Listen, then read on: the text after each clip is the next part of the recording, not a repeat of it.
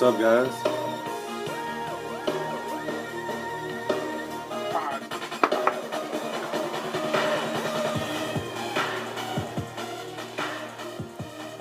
I know it's late.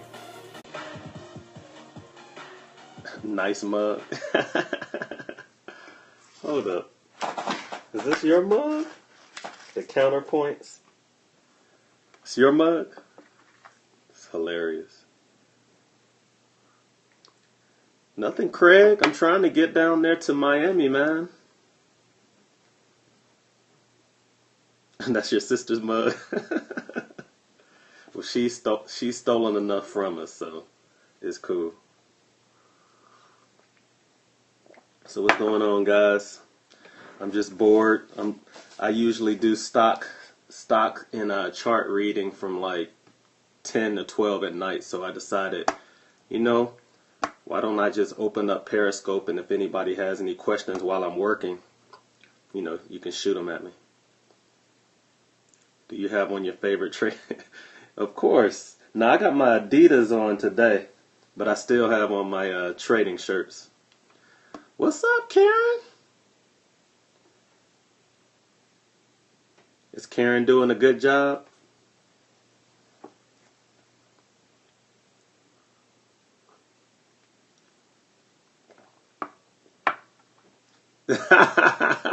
Yep. You don't want me to stand up. Karen is amazing. That's cool.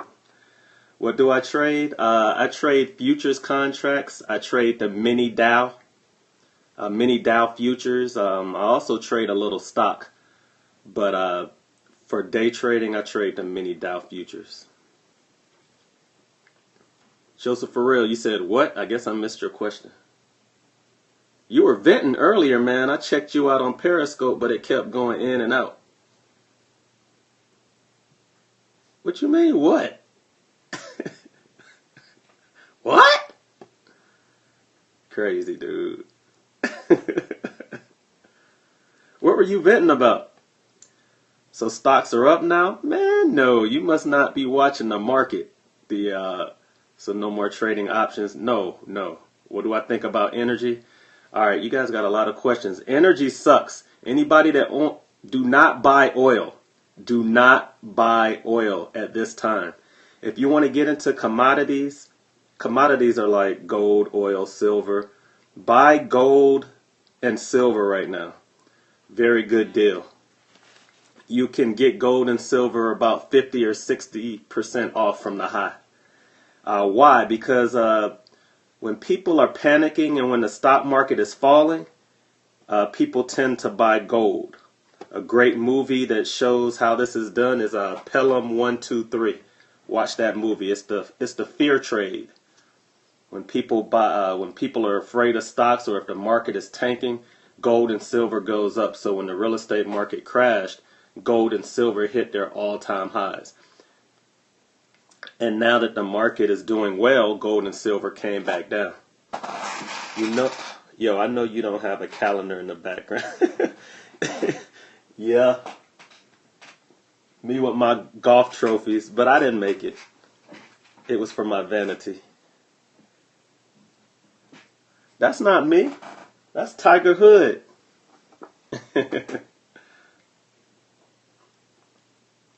But yeah, the market's been tanking. If you guys are going to your regular 9 to 5, you guys don't even know what's going on right now. But the Chinese market is tanking. They're going through the same crisis we went through back in 2008. So their market is tanking, and it's bringing our market down with it. You're declining all aircraft. Why are you declining aircraft loans? Oh yeah, my boy Craig. Every other week he's taking a picture on some G4 or G5. Is that what they're called? The private jets? Declining billionaires. You gonna mess around and get shot, dude. Pharmaceutical companies, you know what? Biotech, they're doing pretty good right now. They're really volatile, and they're great for long-term trades, but some of my favorite is Dendrion. I think They have a prostate cancer drug. I'm just telling you my favorites. There's Celgene, which is that's like a favorite amongst hedge funds, and I own a lot of pharmaceutical cannabis stocks like GW, PH, and Insys. So yeah, you wanna buy biotech companies, but you only wanna use about maybe 5% of your portfolio to buy it. Cannabis stocks, you should be using like a 0.5% of your portfolio because those are home run hitters. They're losing millions. Oh yeah, man. Yeah, man. Oil is going down, and it's kind of funny because it's actually causing it's making car prices. It's making car companies do well because now that the oil is like really low, the hybrid companies like Priuses are not selling like they used to. Hybrid vehicles are not doing that well, even though every company is rolling them out. But it's because gas is so low, and they think it's gonna go even lower. I think right now it's $20 a barrel. At our peak, we were at like $130 a barrel, and now oil is at $20 a barrel, and they think that it's gonna go to 10. Buy if you can find the bottom in oil. You should make a little bit. I mean, you don't know what the bottom is. They thought the bottom of oil was going to be at 80. And then they said, okay, it's not going to drop to 50. And if it drops to 50, that's a whole number. But then it dropped to 40, then 30. And I mean, it keeps dropping. And it's hilarious to me because I stopped buying oil like years ago. And they don't think that it can drop. And I think that 84 lows, if you look at the chart, back in 1984, the lows were right around $10, and that's where I think it's going. There was a bubble in oil, and it's bursting. And to be honest, I believe America is behind it as well because all of the like ISIS and all of the terrorist groups, they get a lot of their money from oil. So if they cut their oil supply and they bring it down, their money runs dry. So it's great for America right now. And I mean, we don't really import that much oil anyway. And America is actually the Saudi Arabia of natural gas, and we haven't even tapped into it yet. And that's where the American economy is about to go to. The next probably 20 years is going to be huge for jobs in America because all we're going to do is work on our infrastructure and tap into our resources. You hear everybody's talking about how we're going to make America great again, but that's where the jobs are going to come from, infrastructure. That's why jobs went down, because everybody had a job in real estate. I mean, even if you didn't want to be a part of real estate, you were in it. You put you. I must have missed the other questions. I do that sometimes. I'm sorry.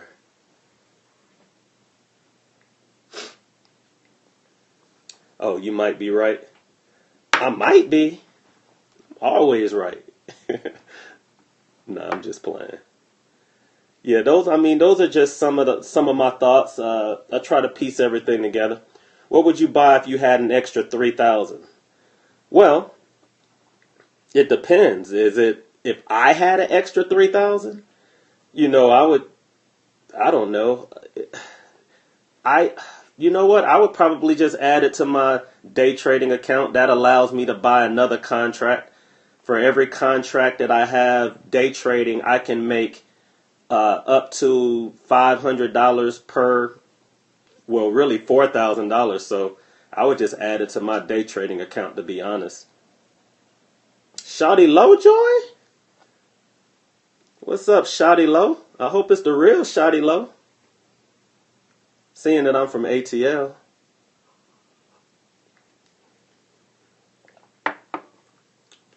Did I answer all the questions? I think I missed some. I'm sorry.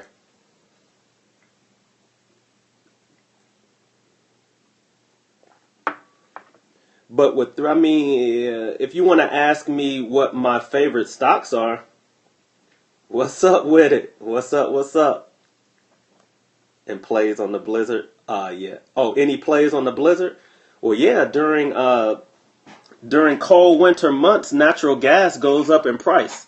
So you can buy natural gas as a stock, but natural gas has been getting killed because we had such a warm winter. So natural gas usually starts creeping up during the summertime because that's what most people, at least here in the South, use to heat their homes. You thought about doing that? What site you use? I use Thinkorswim, which is TOS. Hold up. How do you feel about Trump in the office and his impacts on the markets? Jesus, y'all have some complicated questions. But okay, back to the TOS program. Steve Harvey, Steve Harvey face ass. Okay. You say I look like Steve Harvey? Come on, man. I've gotten Tupac, Kobe. Somebody told me I look like Scottie Pippen the other day. But I use the TOS platform, which is the Thinkorswim. It was bought by TD Ameritrade. Now, I'm an advanced trader. So if you want to look at charts, if you want to become a technician and look at charts, Thinkorswim is the best. How can the stocks open at a different price throughout the day? Shouldn't it only open once? I'll answer that question in a second. But I use the Thinkorswim platform. And if you're not an advanced trader and you just want to buy stocks, you can open up a Scottrade account. You can open up you can go to Fidelity. You can go to E-Trade. You can go to Option Monster. And you can buy stocks. Anybody can buy stocks, guys. You don't, Samuel L. Jackson, come on, man. At least let me look like somebody. But Samuel L. Jackson is not an attractive fellow. But anyway, at the beginning of the day, it's based on what time you buy. All right, so the opening price is 9:30. All right. So when a stock opens up, now there's different charts that you can look at. You can look at a day chart, which will show you the opening price of Apple, and then at the end of the day, it's whatever price it closes at. So if if Apple opens at $100 at 9:30, the stock fluctuates all day long, and then at 4 o'clock is the closing price. Now, those are not the prices that you can only buy Apple at. You can buy Apple all day long depending on what price that particular stock is at that time. The opening price just lets you know what the price was when it opened that day. It's just like with anything. Bread can be $4 one night, and then when the grocery store closes, they might say, "Hey, man, we sold a lot of bread today, even though it was $4. Let's raise it to $4.50 or $5 and see if we can sell the same volume." And then the opening price of bread at 7 a.m. whenever the market opens will be the opening price for bread. It'll be $5. Now, during the day, if they say, "Man, we can't sell all this bread. We got to get rid of it because it's going to get moldy in the next 2 days. Let's drop it to $2. Then they can drop it to $2 during the middle of the day or whenever part of the day. And then at the end of the day, if that's the price that they're selling it at, then, bread opened at $5 and then it closed at $2 at the end of the day. So hopefully I was able to answer your question. I didn't get the second part of that question. What does it mean to break support on a trend line? All right, what does it mean to break support? All right, so first of all, trend lines are a little complicated. So support is like, think of a condominium or an apartment. What you walk on is your support. All right, the ceiling is what you're going to call resistance. So let's say your ceiling is low enough for you to touch. So stocks usually range between the support, which is your feet, and a resistance level. As long as you have support, what happens if the floor falls from under you? If the floor falls from under you, you'll fall, to the next apartment that's beneath you. So that's support. So your support is the base. Support is very important because if the support, like even if you're in the club partying, and if there's 100 people dancing, if the support falls, you can kill, 100 people. And it's the same way with the stock market. The stock market, usually there'll be a bottom line price that people buy things at. So if somehow or another that support is broken, people panic. So that's what's happening with the market. There was always a support level. It's just like bread never goes lower than $1. Bread never goes lower than $1. So if it goes to 50 cents, you're questioning, hey, why is bread 50 cents? Like, is it old? Is something going on? Because I've never seen bread go beneath $1. And the same thing is happening with oil. Oil support was always $75. It never broke $75 for like 10 years. And then once it broke 75, everybody panicked. Anybody that owned oil, anybody that, that had investments in oil companies, they ran to their broker and said, sell all my oil because we're breaking support. And that's what causes stock markets, stocks in general, to fall when the support is broken. Now, the same thing can happen to the resistance. Resistance is an area that you can't break. So, let's say you've been looking at that Honda Accord, and, Honda Accords for years have been going for like 25,000. If it's under 25,000, you have a good deal. If it's a little bit over 25,000, there might be some luxury items that you have in the car. So for 25,000 for years. So then all of a sudden the new Accord comes out and it's 35,000. So it tests the market, by raising the price higher. And if it holds, then you break that support for 25. And now Accords will never start off at 25. Now 25 will be the support and the new level is 35. So resistance now is 35. Support is 25. And and no matter how many miles you put on that Accord, you can always sell it for 25. Always sell it for 25. But if you want it brand new, it's 35. And what it end up happening is, if all of a sudden Accords are selling for 20,000 brand new, the price is broken, and something is going to happen. Either they have to sell a whole bunch by volume, or something's going to happen. But that's how you break support or resistance. And lately, the support on just about any stock out there has been broken, and now there's a new resistance and a new support that has been created. And now we're going to try to figure out how to get back up to our highs. Hopefully I was able to answer that question. I try to talk about different things that you guys understand and relate it to stock. What do you use to watch the markets in China? You can watch the Nikkei, Nikkeia, I believe. I might have spelled that wrong, but it's called the Nikkei. You can pull up the Nikkei on, if you have a smartphone, you can go into your smartphone and it's probably on the front page. What's great about the smartphones these days is that any stock that's popular, or any country where there's something going on, like when Greece was folding, like I didn't even have to pull up the charts. It was just on the front page of my phone. What's up, Philly? I love Philadelphia. The time that I spent up there, I had a pretty good time. Pretty cool city. Is it the city of brotherly love?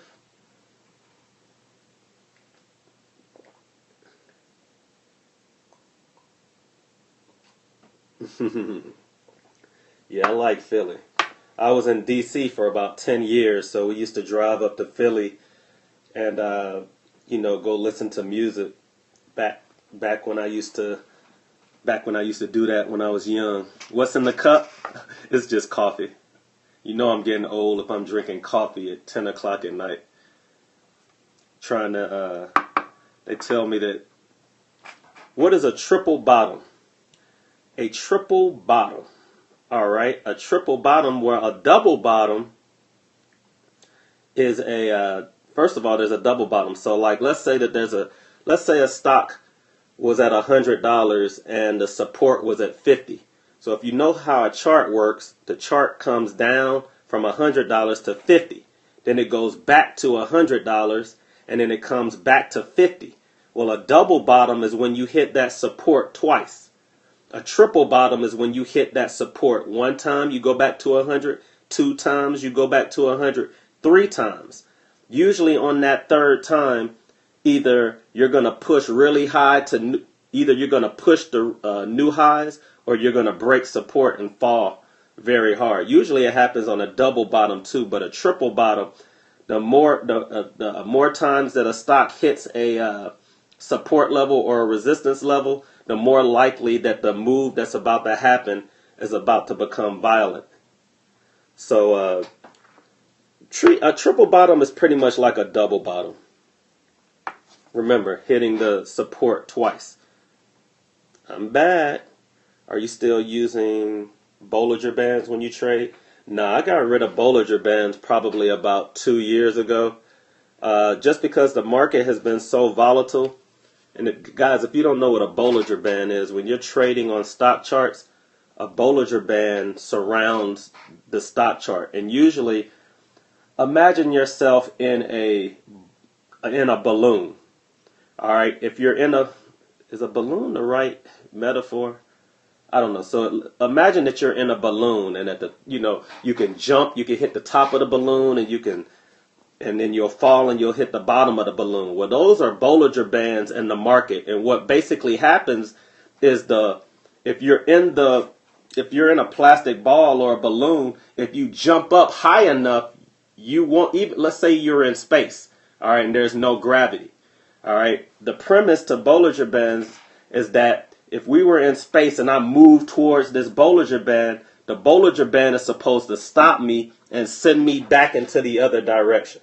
So if Apple is going up and it hits its Bollinger Band at $100, the harder the force, the faster it's going to reverse off the band. And that's how they work. If you hit the band slowly, you can actually push the band. But if you hit the band with a lot of force, meaning if the price jumps up really hard, it reverses really hard. And people love playing reversals off Bollinger Bands. So if Apple drops down really hard to $50 and hits a Bollinger Band, it's supposed to have a violent move back up. And people love to buy when the Bollinger Band or the rubber band is extended. Because, if you extend the rubber band, it's going to push back this way. So on charting systems, there are Bollinger Bands that surround the stock. And if you're in between fluctuating, there's no coil. And then as soon as it hits the bands, it pushes the stock back in the opposite direction. And then you can either short or you can go long on that particular stock. But I stopped doing it because the market was so volatile. You would push through a Bollinger Band for like days, and it wouldn't even matter. Like it would get to ludicrous points of extension, and it would never pull back. And then by the time it pulled back, you would have lost so much capital. You decided to not even take that trade. Good questions. Oh, Craig, what was that other question you asked? You gotta have a day for newbies. True. This is a day for newbies.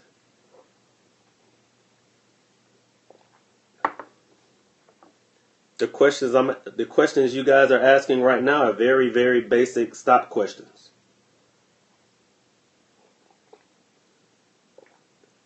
True. I'll send you guys to my boy Noble Woods. He does. He educates. I don't have the patience, to be honest. With so much volatility, how are you tracking historical pricing? That's a good question.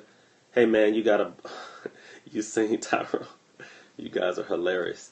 The way that I track, you can track on your on the TOS platform that I use. You can track days. You can go back years, and you can put price levels on your charts, and you can save them. You can be alerted whenever a stock comes down or goes to a certain price that you either want to short or go long at. But I also do it by hand. I track when creating any strategy for yourself. You definitely want to go backwards at least 2 to 3 months. Well, it depends on the time frame that you're on. But you want to go, if you're day trading, you want to go back about a month and test it. If you're swing trading, the difference between day trading is you're buying and selling something, and at the end of the day, you don't own it anymore. Swing trading is you buy something and then in a week or two or a month or two you sell it. If you're looking at swing trading and you're doing statistics, you want to do stats or you want to go back at least 3, 4, 5 months to make sure that your strategy works. If you're doing long term, you want to look at a day chart and make sure that you go back a couple of years so that you can get a realistic idea how far a stock or futures contract can go. I talk futures a lot. Futures is a little confusing to people, and it's a little advanced, but it's actually a great way to start day trading because you don't need as much money. To be honest, if you were day trading, meaning buying and selling a stock over and over again on one particular day, you need 25K. And everybody that, most people don't have 25K that they can use just to day trade. So now you can buy and sell stock over a day, and I mean you can use as little as $200 to open up an account. But you can't sell it. Like if you buy something today, you can't sell it today. You have to sell it tomorrow at the earliest, or you'll get in trouble. They set it up that way on purpose. I believe they did that so that the little man won't be able to play with the big boys. Because like I said, everybody doesn't have 25K. And you got a lot of people that are shorting and stuff too, so that comes into play as well.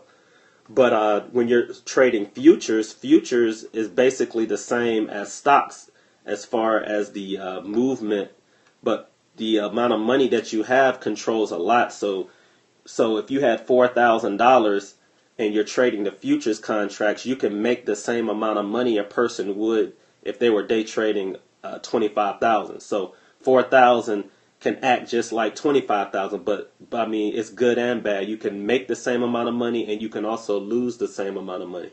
But there's a lot of margin and a lot of leverage in the stock market, and that's how people become very, very rich. Shoot, that's how stock markets crash or how real estate markets crash, because of margin. But because margin is out there, you got to learn how to take advantage of it. I wouldn't advise it until unless you get a lot of education behind it, but it's cool.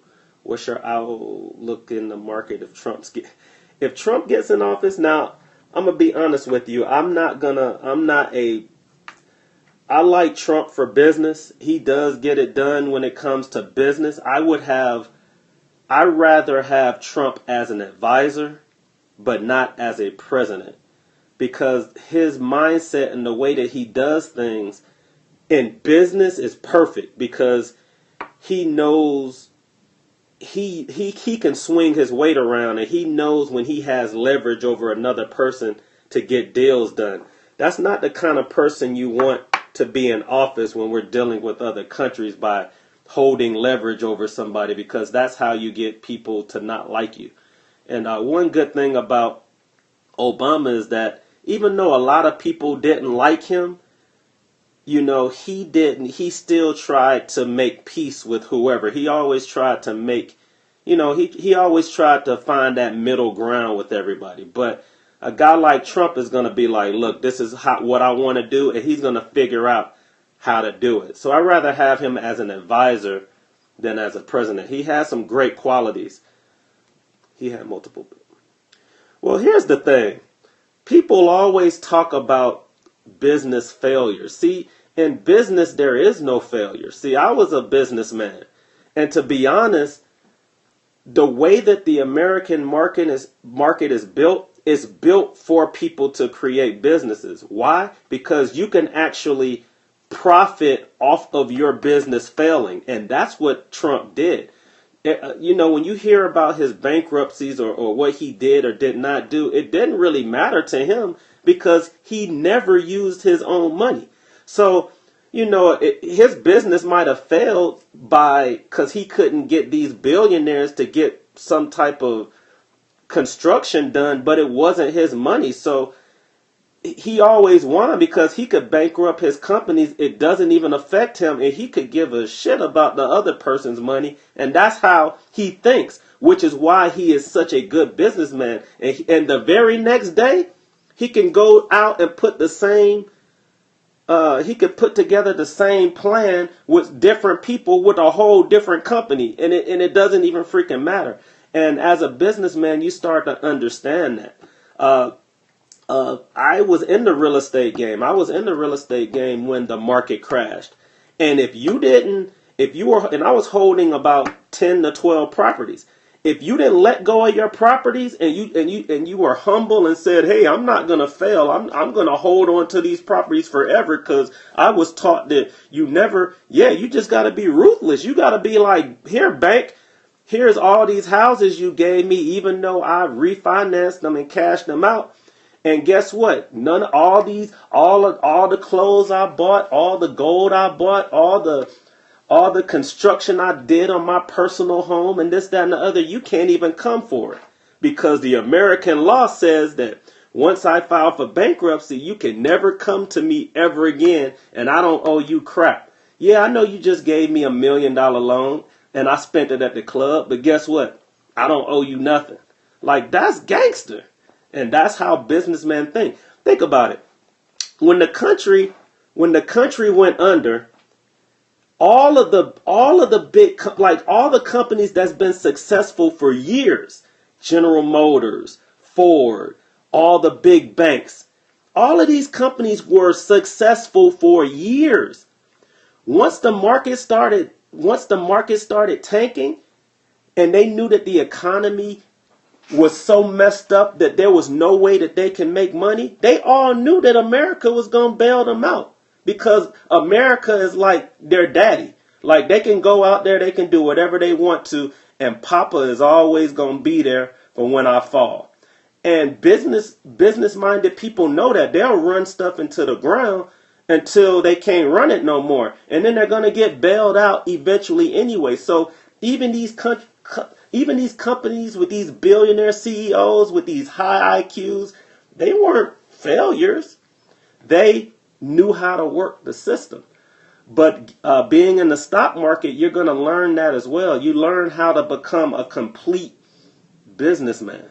And I know I went on a rant, and I'm passionate about it, but it's because I was able to see everything. I was able to see how the market fell and how not only did the market fall, they cut the credit system, and then only people who had cash got rich. And that's gangster too, because the people that knew what was about to happen, they started liquidating their accounts and got into cash really fast. Because they knew once the market tightened, all the mom and pop companies and restaurants, they went away. But the big companies, they stayed there, and then they swallowed up the other companies. Like banks, for example. Banks were the main reason why the market fell. And then what ended up happening in the end?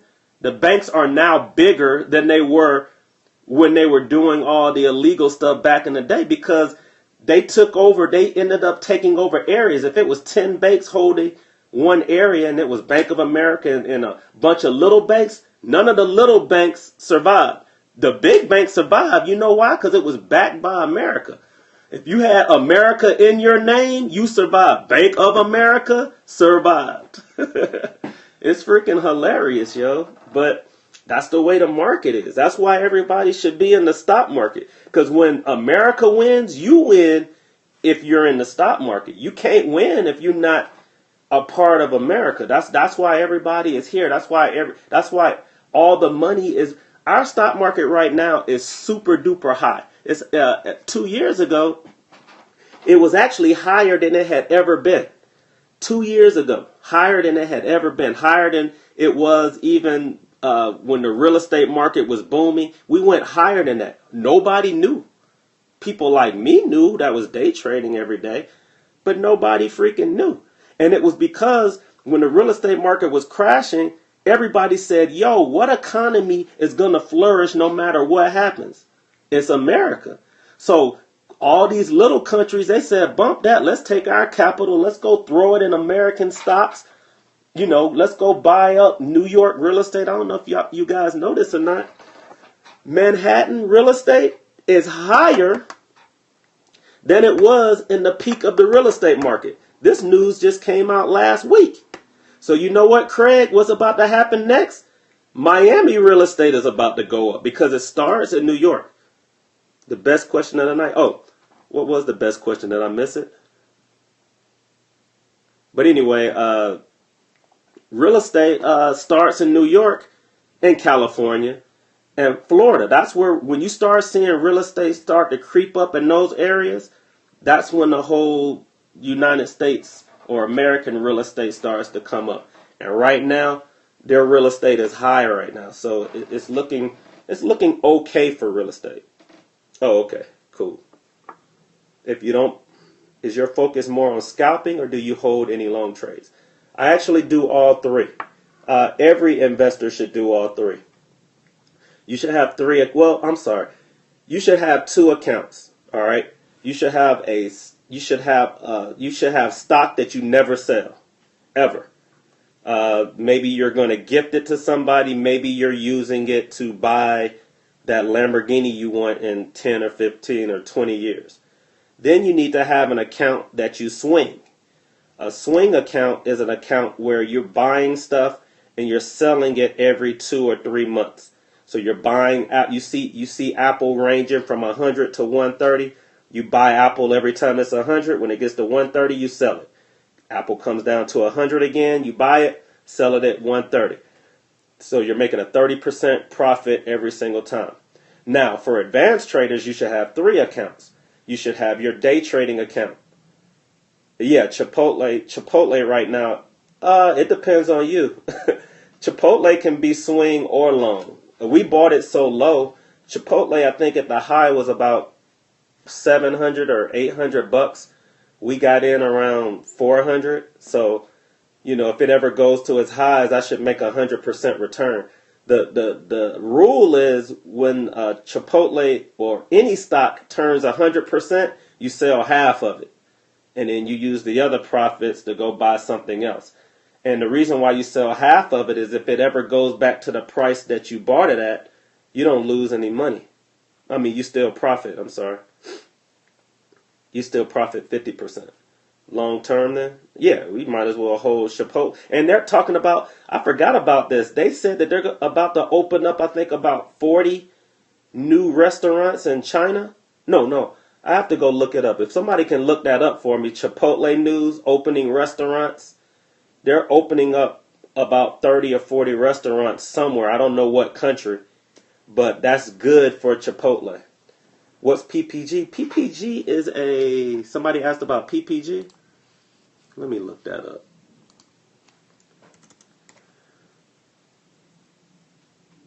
Oh, PPG Industries.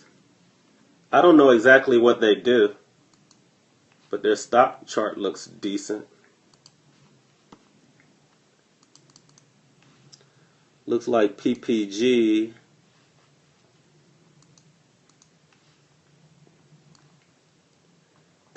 was as high as 118 back in 2015. Now the stock is right around $91. That's a decent buy too. And it looks like it double bottomed right around the $85 price area. So right now we're at 91. We might do a triple bottom and go back to 85 again. So if you're watching PPG, you can get it now at $91.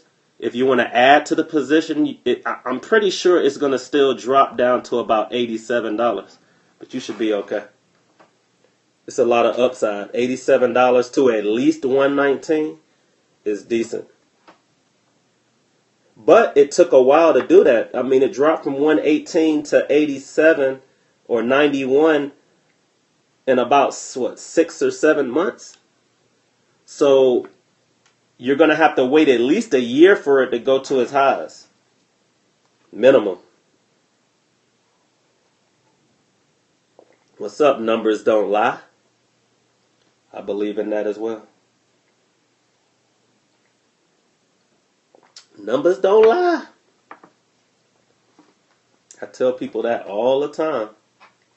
Especially in the stock market. Numbers don't lie. Great questions. Post your question again if I missed it. If I missed it, I'm sorry. I tend to do that. I think better when I look away. We are part of history. Oh, yeah. Oh, yeah. My boy this weekend, I hope he's on right now. He was on earlier. That fool had the longest periscope video in history. He went, he wanted to go 72 hours straight periscoping. I think he only lasted about 40 hours because of some bad news that happened with his family. But I think he's going to try it again in a couple of weeks.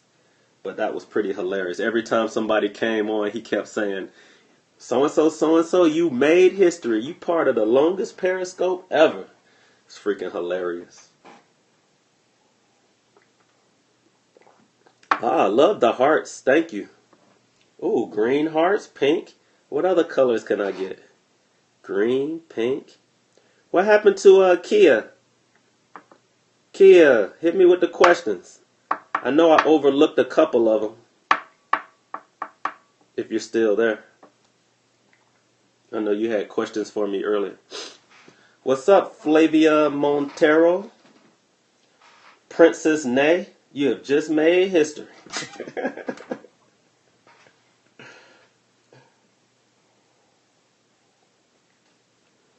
What's going on? Any stock tips? Stock questions? You were talking about me? No, you can ask me your questions. It's all good, unless Noble is on the line.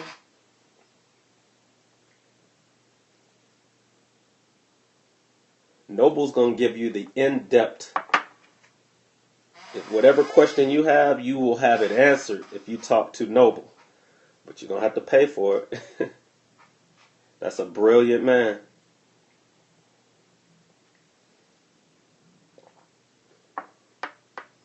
Hearts, hearts. I love the hearts.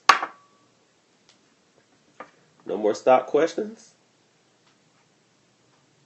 While I'm on the line? If not, I'm going to start doing charts.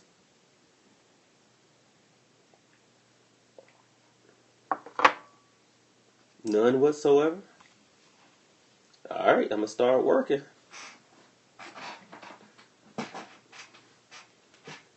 Oh, tell him I said what's up.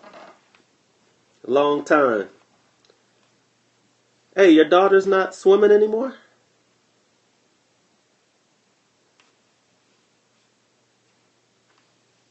Shine alive, you just made history. What's up, what's up? H, what you about to say, you?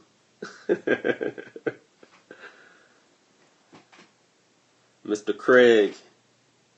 Let me tell you guys about Mr. Craig, what Mr. Craig showed me. Mr. Craig told me to come down to Miami, so I came down to Miami. And you don't hang out with Craig in Miami, because anyway, that's a whole nother story. If you want to have a good time, hang out with Mr. Craig. But anyway, Mr. Craig took me to a school that was on Miami Beach. And in this particular school, these youngsters, these young kids that were in college, they were trading foreign exchange currency. And they were using as little as $500, $1,000. These guys was rolling up to class in like Rolls Royce Phantoms. Like out in front of the building was nothing but exotic cars. And you would have thought that Diddy or Drake or somebody was in this building. And it was students that were day trading foreign exchange currency. And they were making hundreds of thousands of dollars while they were in school. And they were learning how to, in the morning, or I guess they would go to class and then they'll go to the school. And I mean, the school was on the strip, which is ridiculous. And I just thought that was so amazing. Now, it was a bunch of, I wish our people did that. But it was a bunch of white kids just doing it up. And that was years ago. That was probably about 6 or 7 years ago. And it's the future, guys. Day trading and trading your own money, because we have the technology to do it. It's the future. And if you have kids, you're going to want to teach them how to do it. Especially with the job market the way it is. When you're in a trade, you have a $200 profit. Why don't you close the trade? Because, and look for the next setup.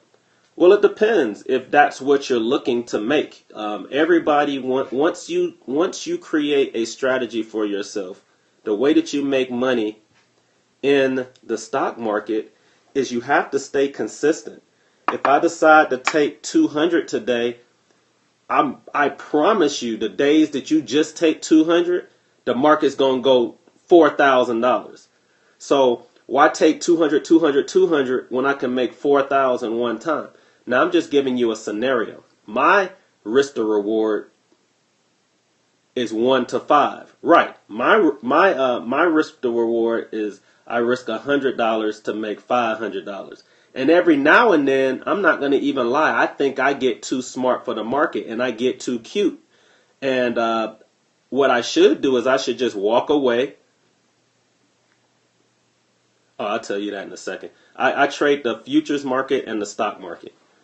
But, I got too cute for the trade and, thinking that I can outsmart the market, and you can't outsmart the market. You have to come in there with the strategy. If you're looking to make $500 every trade and you're risking $100, and once you do your statistics and you go back 3 or 4 months and you find out that that's the amount of money that makes the most, then you have to sit there and consistently trade it. I don't care if the trade goes $450 and goes all the way back to break even. If your target is $500, then you need the better you are at sticking to the trade, the more money you're going to make in this market. And there are going to be days you get frustrated. I think the last 3 days I've been in trades that were like 300, 350. I was in a trade that was 410. I was up 410 the other day. It went all the way back to break even. So I was in a trade that went 410 per contract, went to break even. I was like, oh shoot, I was trying to make my 500 for the day. I got into the next trade, it went 275 and went back to break even. I was like, dang, that could have been $600. And then I lost 3 times in a row. So I ended up down for the day $300. And you would say to yourself, well, dang, you were up 500 and then up another 300 and now you're down 300. That doesn't make any sense to me. Well, if I was to just go take money because it was out there, that's not my strategy, and it will bite you in the butt later. I know this. I've been trading for so long. I know this. I had to prove to myself that I can trade this particular day, because what's going to end up happening is, although I had a day where I was up 4, then 3, and then I lost 3 times, what if 5 trades come in a row that are $500 and I make 5, 5, 5, 5, 5? That's $2,500. So $2,500 to that measly $300 I lost is nothing. But if I said, oh, next time I trade, I'm just going to take 200. And then the next trade, I'm just going to take 300. And then 2, and then 3, and then 2. Even though I made $1,000, I left $1,500 out there. So you have to stick to your strategy. And if your strategy is to, now, that's just how I trade. Yeah, you got to have a lot of discipline.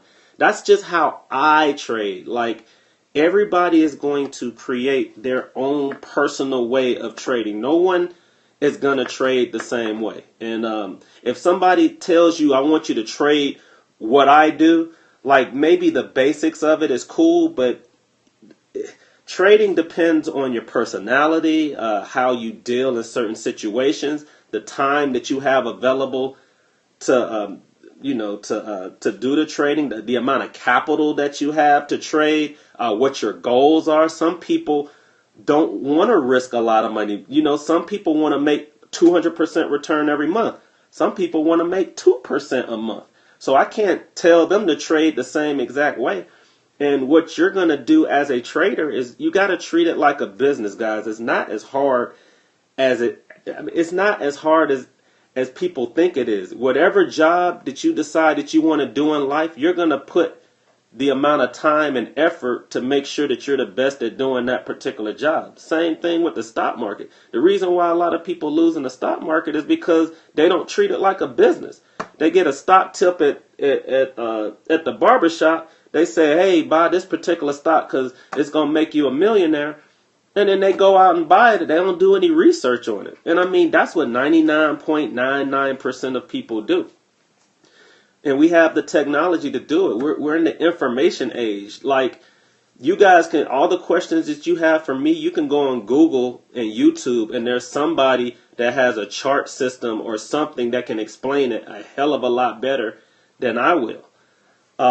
It's cool because I know a lot of you guys, and I can personally answer the questions, but we're in the information age, so it's not that hard to find out information about a particular company, and to figure out, realistic expectations on how high that stock can probably go. I know a lot of people that buy one share of Apple for $100, and they expect to become a millionaire off of it. And all they had to do was go on to Google, what's the high and low of Apple stock for the past 50 years. And voila, within 10 seconds, they'll know how high Apple has been and how low it's been. And for you beginners, for you newbies, what's a stock? A stock is part of a company. If I had a Snickers bar, and I cut that Snickers bar up in 5 pieces, that's 5 shares of this Snickers bar. So what companies do is they chop their company up in 1,000,000 pieces, and they have a amount that they say that's worth. So let's take the Snickers bar again. Let's say the Snickers bar was worth $5, all right? And they wanted to split that Snickers bar up. So they cut the Snickers bar in 5 pieces. That means that each piece of Snicker is $1. And so you got 5 pieces of the Snicker. That's the business. That's how you buy. That's how you buy into a company. So they offer what they call shares. So those 5 shares of Snickers, which was $5, made that whole bar. The same thing happens with companies. They split their shares up, and you become part owner of that company. And as that particular company grows, you grow with the company. If that company goes down in value, you lose equity in whatever share that you particularly bought. But what people fail to realize is that no matter what happens in the future, you still own part of that company, no matter what the value is. So don't get into why this didn't make you rich. It was an investment in that particular company. If you're eating at McDonald's all the time, why not own a share of McDonald's? And as you're going to McDonald's and making them profitable, you can grow with the company. Some companies go up 50 and 100% like nothing. Like Amazon, like everybody uses. Well, I use Amazon a lot. Everybody uses Facebook. Everybody uses Amazon. Everybody uses Twitter. Most of us have owned Nikes. You know the ins and outs of Twitter like no other, or Facebook. But I'll ask people, do they own Facebook stock? They'll know any and everything about Facebook. They'll know how much the CEO is making and what's making them money and clicks and all this type of stuff. But they don't own the stock, and they know everything about the company. Most of us are great investors, and we don't even know it because we're so afraid to set aside some money for a particular stock, and then when the company goes down in value, we freak out. But it depends on the time frame that you're buying that particular stock, and that's all that's really important. I do only one though, baby steps. Yeah, so Facebook. I think Facebook stock is almost $100 now. I was telling everybody to buy Facebook so the IPO price I think was like $40. Then Facebook dropped all the way down to I think $19 or $18. Now a friend of mine in New Orleans, a young, actually he's in college now. I told him when the stock dropped to go and buy shares. Now this is what's crazy. His mother was the nanny at one of my friend's houses. So, she wasn't really making that much money. So, he really didn't have that much capital to put towards Facebook. But he took my advice. He took a couple of shares of it when it got that low. I guess with whatever money he had when he was working that summer. And even though, I mean, Facebook ended up going up 100% in like, I think a year or 2 years time.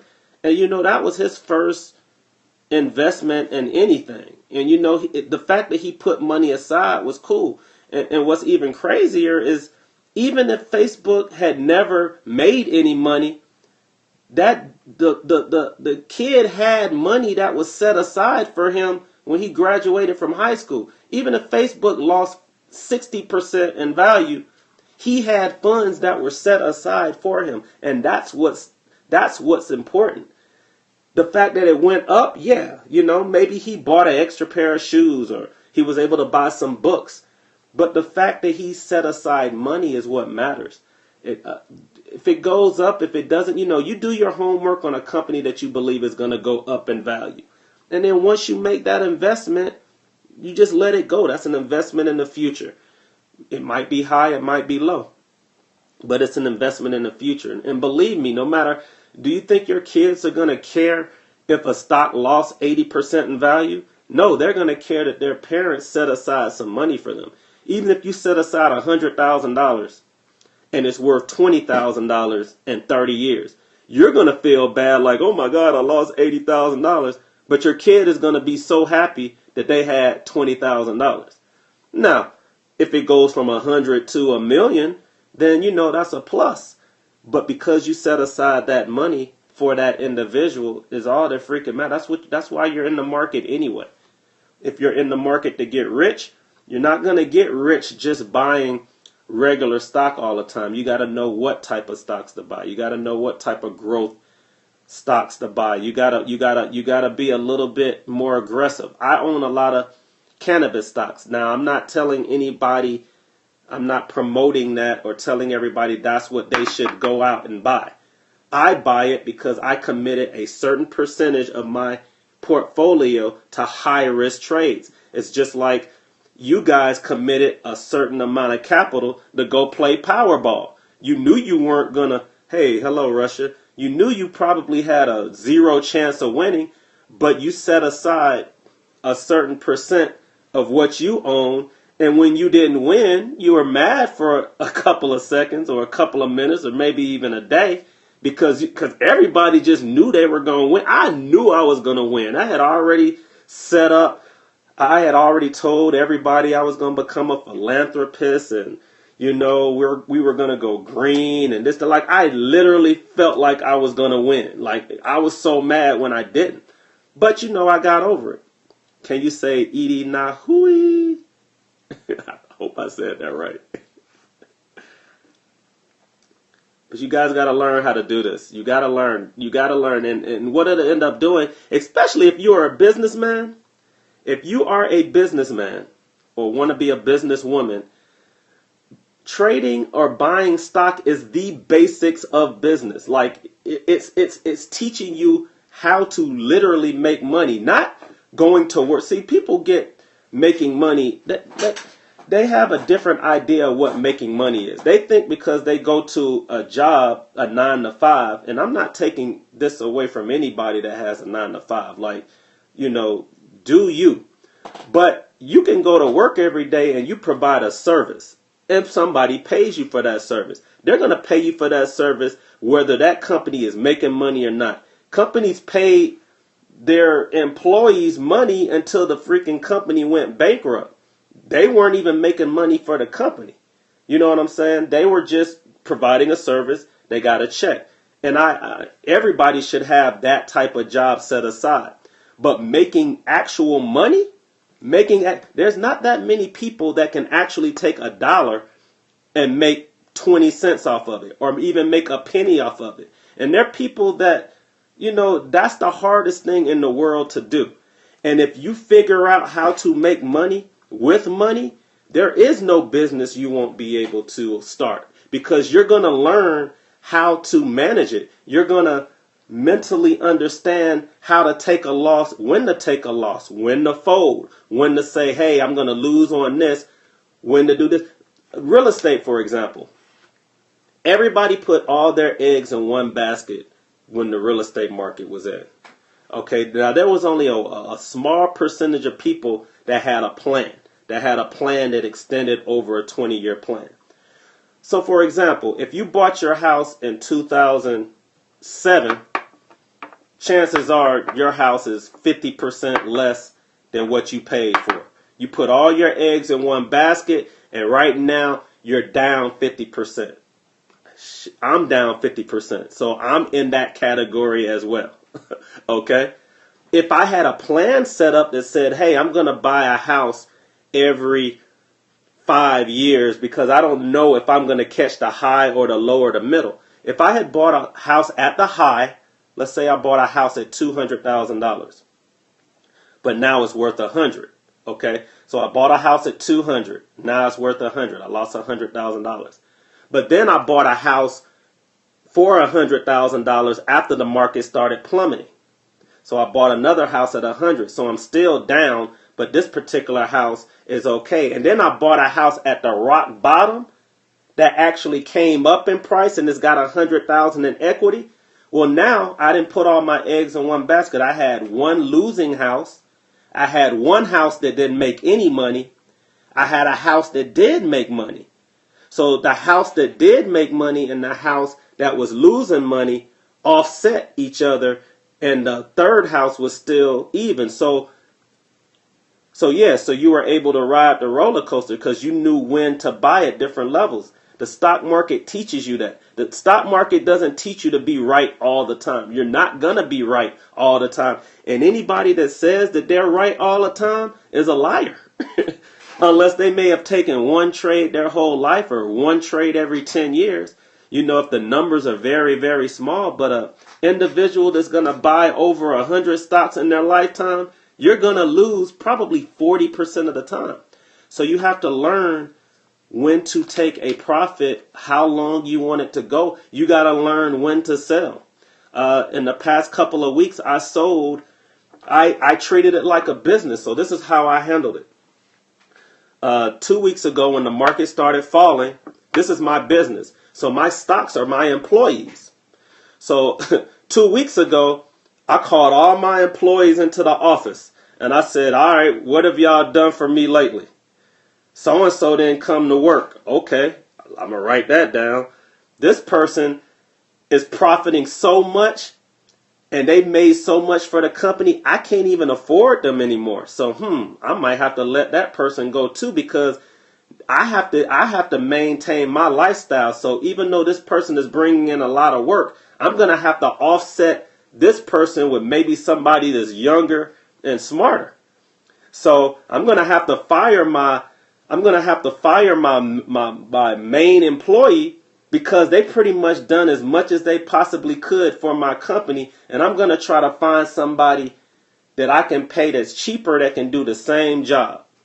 And then this person who didn't come in all the time, who's not doing anything for me, I'm going to let them go too because they weren't helping anyway. They was just taking a check. It's not going to hurt me. It's just going to make my profit, it's going to make my company have more profit. And then you have some people that have potential. And you say, you know what? They're not really hurting the company, but there's a lot of upside. That's what companies have been doing in the last 2 weeks. That's how you treat it like a business. You fire certain employees. You can even fire your star. You fire your star if they made you a lot of money. I sold my Amazon stock. Yeah, that's what happens in a 9 to 5. So my Amazon stock, man, it made I think I made 100% return in like 6 or 7 months. And I really didn't want to let my Amazon go. But I had to let my Amazon go so that I can take those profits and I can go find another Amazon type stock that can grow 80 to 100%. And then I sold a bunch of losing stocks because they weren't really doing anything for me. And then I had some stocks that had gone so low, it didn't even matter. Me cutting them off, they were at rock bottom, so there was only upside to them. And that's pretty much all of my cannabis stocks. I didn't sell all of that because they are already at the bottom anyway. So there's only ups. They can't really hurt my portfolio that much anymore. Totally understand, but did you consider, it depends on who I want to, well, we don't know if this is the lower level. See, that's the thing that nobody understands. You think that something is low and it can go lower. We saw it happen with the real estate market. We saw the real estate market go so low that builders couldn't even build houses anymore because the material that they were using to buy the homes cost more than to build it.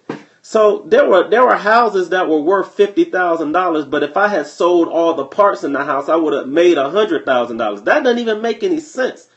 But that's because that's what was happening at that time. People determine the price of something, and that's another thing that you got to understand. And being in business, I started to understand. There's always a value. The value of an object or anything is the amount of money a person is willing to pay for it. That's what the value is. It doesn't matter how much you paid for it. It doesn't matter. I saw gold go from nothing to too much to nothing again. Like right now, gold and silver shouldn't even be as low as they are right now. And I can go on a whole spiel on why that happened. But gold could go to money. Shoot, the dollar, the money that you have right now can be worthless in a couple of years, which is also a conspiracy about what's happening with our dollar, that they're trying to make a new currency called the Amero and quit the dollar. So a bunch of cats that's got money in their backyard, in holes or whatever, they're going to be messed up in the future if they decide to change the currency over. But yeah, you guys have some great questions. But yeah, Mr. Craig, you never know what the bottom is. But now dollar cost averaging is cool. That's called dollar cost averaging.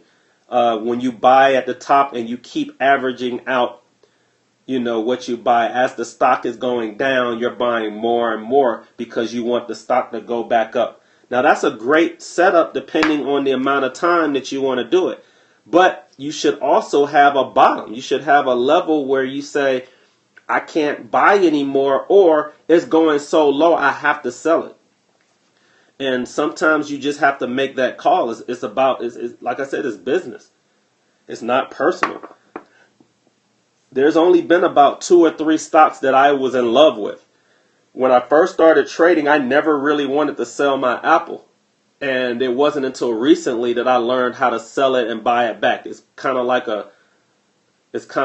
back in the day when there were certain people you dated, like you let them go hoping that, hey, later I can get them back. You break up with them before Valentine's Day and hopefully you can get back with them March or April.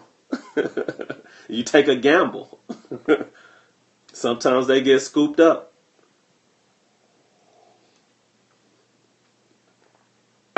Great questions, though.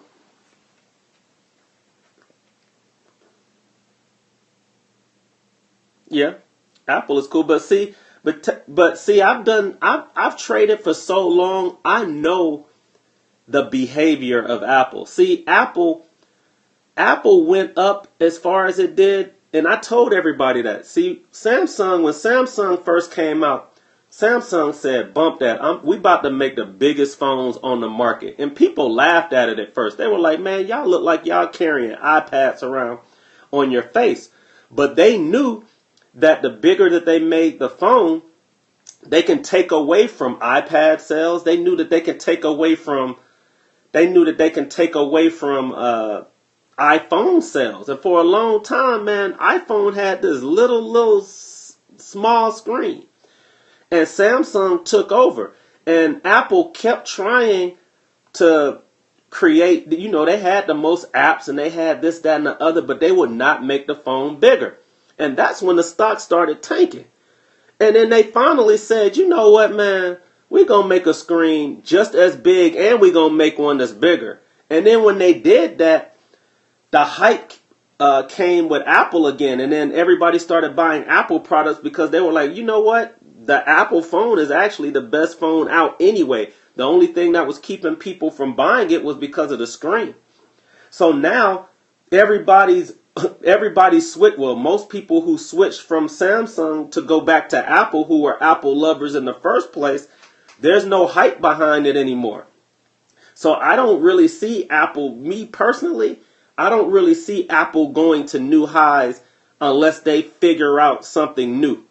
And they got to get innovative and come out with something. I actually think they're about to come out with an Apple TV that's touchscreen.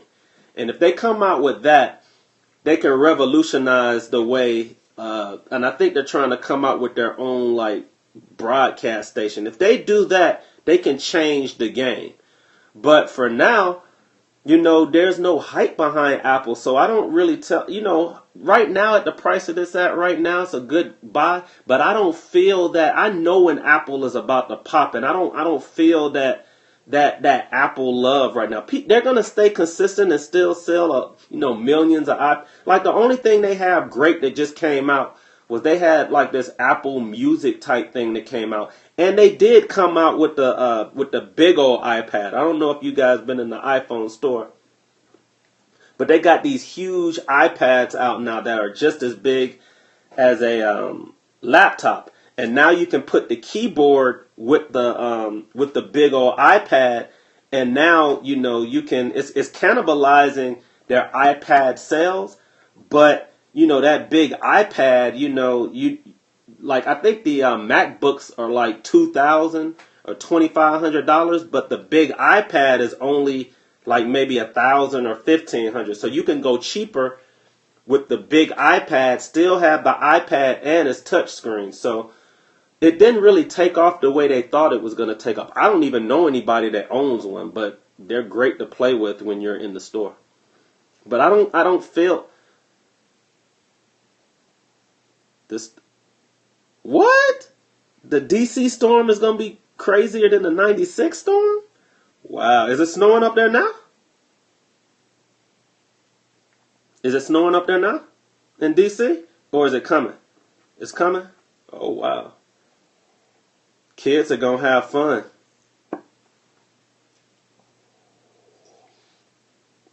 Is the husband back? The hubby back? Oh, what up? What up, Joseph, for real? School's been closed? Even though there's no snow? What kind of craziness is that? Where did he go, to Africa? Why you needed to go to the DMV?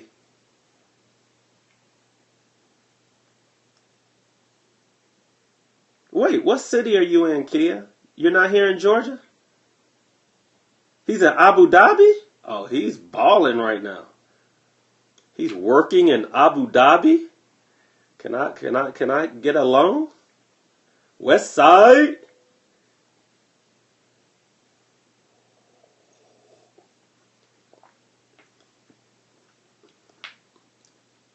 Oh, okay. You still. So why did you need to go to the DMV? Oh, I get it.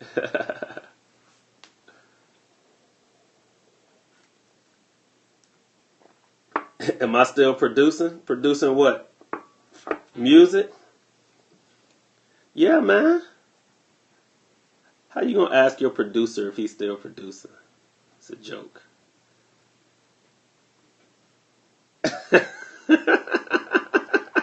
You're hilarious. They're hiring. Oh, do they hire? Man, they hiring everything out in Abu Dhabi. That's the land of the money.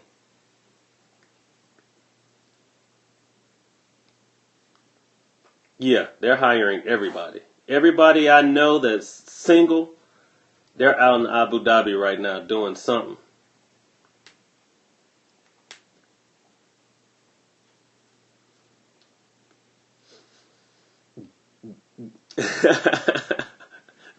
My fault.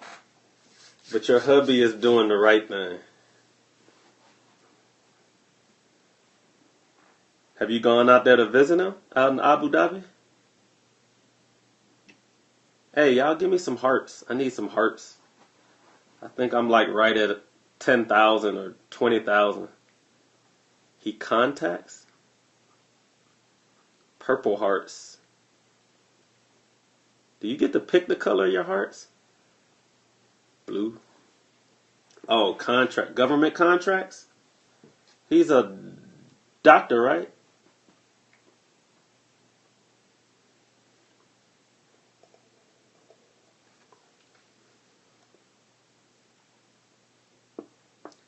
Yeah, hello. What's up? Don't nobody know who you are.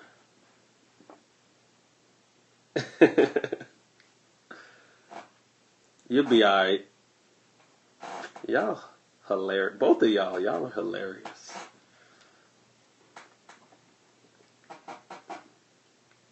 Hilarious. No more questions?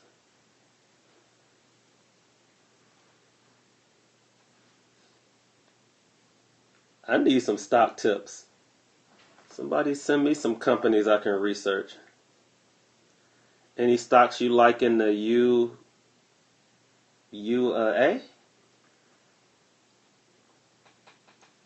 Any stocks I like in the what? UAE? Oh, Dubai? Uh, I don't know of any companies that are out there. Right now, man, I'm just sticking to America. America is where the money is right now. Anything outside of America, except for Brazil, because you got the Olympics coming, it's not really doing too well. The emerging markets are not doing well right now. And China with issues going on over there, just bringing the whole world down. So everybody's putting all their money over here. And now that our market is falling, I don't know what's about to happen. I hope we go back to the 2008 lows so I can, I made a mistake the first time. I promise you I won't make a mistake the second time. But if we go to 2008 lows, oh man, it'd be crazy. Airlines right now, well, it depends on oil. So this is how it used to work. All right, airlines used to make their money when when oil went down. So oil's been going down and the airlines haven't been going up. So Kramer was actually talking about that today. He was like, that doesn't make any freaking sense. And then oil popped today, I think huge, like 6 or 7%. And when oil popped, all the companies that use oil, they pop. Now that doesn't make any sense because they make money when oil is cheap. Because they can buy oil at a lower price, just like any of us. If we can buy oil for $1 or gas for $1, we're gonna save money. So that doesn't make any freaking sense. And what they think the reason for it is they believe that if oil is gonna go up, well, when oil was going down, that just meant that we were going towards a recession. So now that oil looks like it may creep back up, you're going to start seeing our market creep back up. And then, some of the airline companies you can buy right now. Now, I never, better margins. I never encourage people to buy airline stock. Like, airlines were smart. Like, there were only a couple of times where it was great to buy airlines. When the stock market fell and all companies were a great buy. And B, when they decided to charge you for luggage, and I think Delta might have started that. When they started charging you for luggage for every piece that you bring in, and I think some companies now are charging you for your carry-ons. That was like ingenious. That's how they got out of the black. And, you guys get mad when y'all go to the banks and they try to charge you a fee to have money in their bank. But that was when you start seeing charges for different banks and different organizations, that's when you need to start buying that stock because they're about to make buku money. So, I think that there are other companies you can buy. I wouldn't necessarily buy airlines, but if that's your thing, if you are in the airline industry and you understand how it works, then buy it. I tell people all the time, don't buy things that you don't understand. I used to do that. That's when I lose the most money. Everything that I had no idea how it works, I lost money on it. So, in 2 weeks, I'm going to Colorado to check out my cannabis stocks and companies to see how they doing up there. Natural hair care products. If you know any and everything about it, you find the biggest and best companies. And if you know the rotation or when they sell the most or make the most money, then you know when to buy and get out of the stock. For example, I tell people all the time, it's a lot of common sense that goes behind stocks. Like everyone knows that. Oh yeah. Everybody knows that companies like Amazon and packaging companies make the most money at Christmas time, because at Christmas time, especially with people getting lazy, nobody's going to the stores anymore. They're buying stuff off Amazon and they're sending stuff, by package. So naturally, FedEx, UPS, Amazon, companies like that make a killing at Christmas. So do you want to buy Amazon and UPS at Christmas, or are you going to buy it before? And most people, they'll hear the earnings after Christmas and they're like, Amazon has had the largest packaging whatever in history, and then they'll run out and buy the stock in January, and then the stock plummets, and then they're like, the company just made all this money, why did the stock go down? Because that's how beginning traders operate. They don't, you want to get in front of the move. If you know that, it's like this. I started buying Disney now.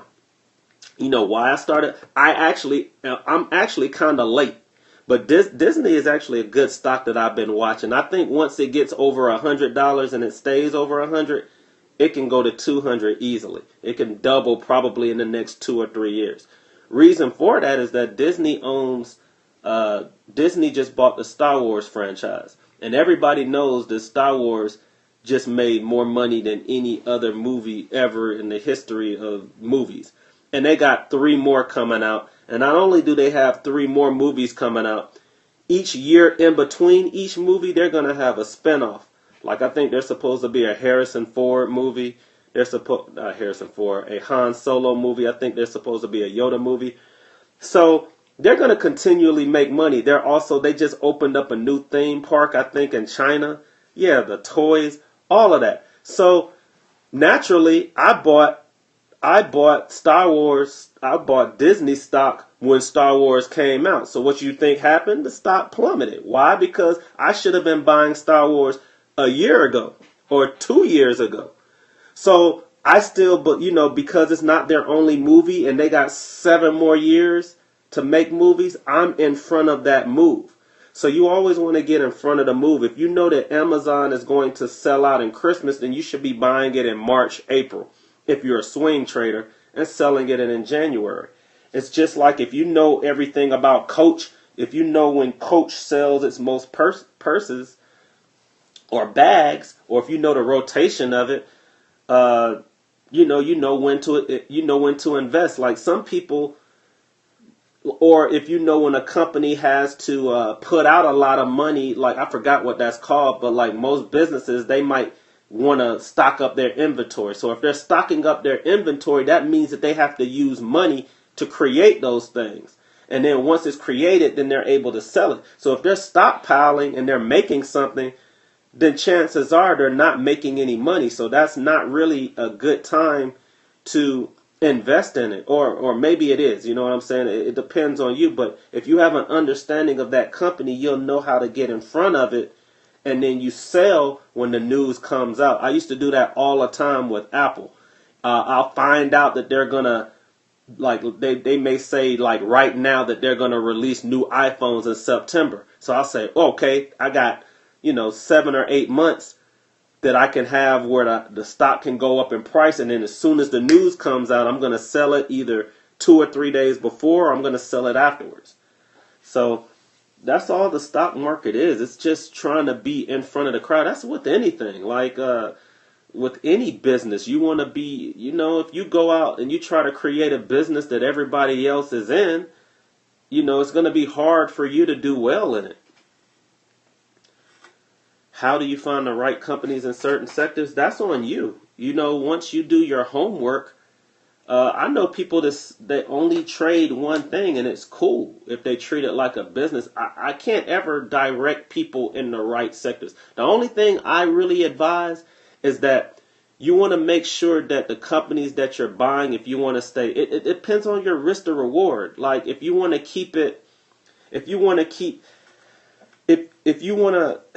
trying to do low risk, then there's certain stocks that you buy that are low risk.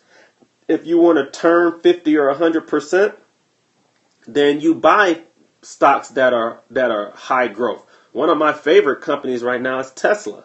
Tesla right now is a very small company, only only producing, maybe 50,000 units a year. They're talking about Tesla being like as big as Ford or Chevy or one of these big car companies in the future, because the future is electric cars. And because they pretty much have a monopoly on, well, I wouldn't say they have a monopoly since everybody else has electric vehicles, but as far as what they do and the cost for it, there's nobody that they really need to compete with. So as their company grows, it's not just America that's going to be buying their vehicles. They're going to be selling these vehicles to other countries that's going to be buying thousands and thousands upon Teslas, because, in other countries, it's an exotic car that's an electric car company. They're also talking about putting the same technology into homes. And once they start putting it into homes, and there's more homes than there are, well, I don't know if there are more homes than vehicles. I don't know about that number. But you can see how other countries can adopt the same behavior, and Tesla can end up being I believe in about 20 years, it's going to be a household name. Maybe 1% of us even know what Tesla is. But it's one of my favorite stocks, and I think I'm ahead of the move. So that's one of my favorites that I try to buy as many shares as I can when I can, no matter what the price is, because what's going to end up happening is the price right now is about $200 a share. It's going to run to about $1,000, and then what's going to end up happening is they're going to do a stock split, and they're going to take they're going to take it from 1,000 back to 100, so that everybody can afford it, and then they're going to make that 100 go to 1,000 again. And see, that's how the shares that you have grow exponentially, because once they keep splitting it to take it to a price that's lower so that everybody can invest in it, that's what keeps the price up. It's like, for example, Apple is the biggest company and the most profitable company in the world. Okay? So when I say that to people, they just imagine, oh, I can't afford a share of Apple. You can afford a share of Apple because they have more shares than anybody else. The share is only $100. So they're like, that's cheap. And I'm like, it's not cheap. That's just the price of that particular share. If it goes up 100%, it doesn't matter how much the stock price is. The percentage is all that matters. If you can't afford, let's say Apple was $100,000 a share, they're still going to have the same amount of money invested in their company, and just the people that can afford 100,000 can, but 20% is 20%. So you guys don't get into how much the stock price is. I mean, of course, you got to understand that when you're purchasing it, but the value of the company is not reflected in the actual stock price.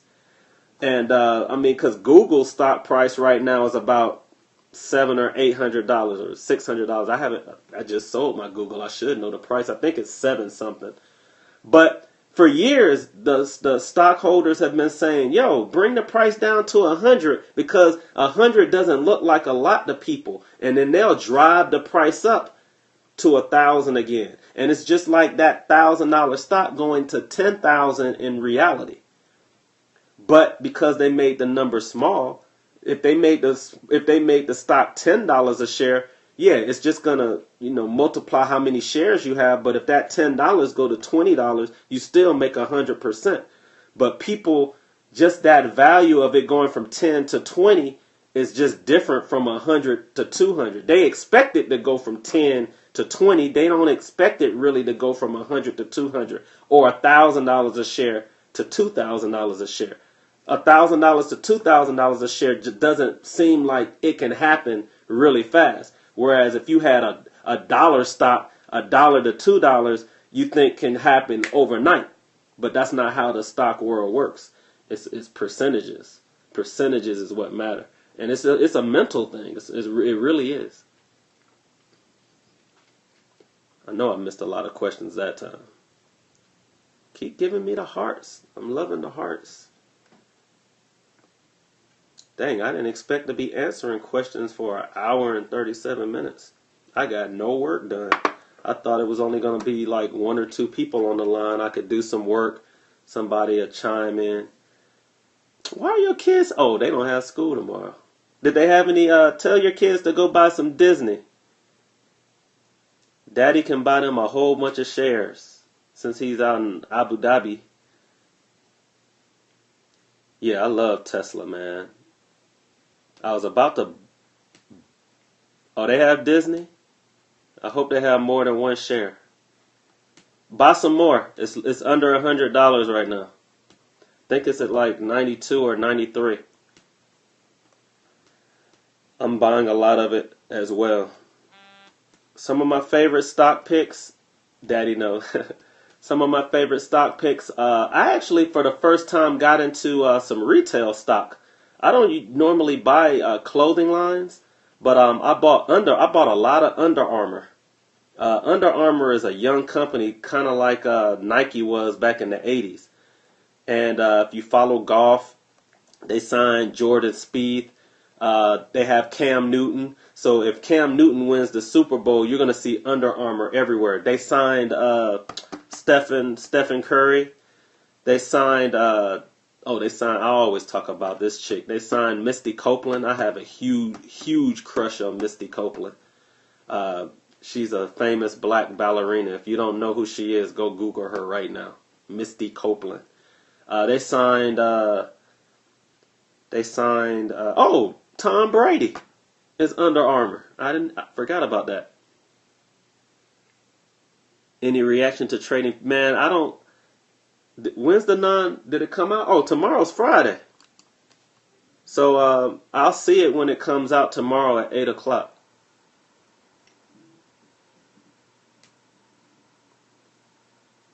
Are you sure Disney gives a dividend?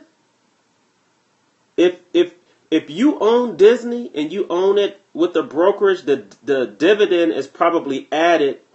I didn't even know they had a dividend. That makes me want to buy it even more. That's actually a plus.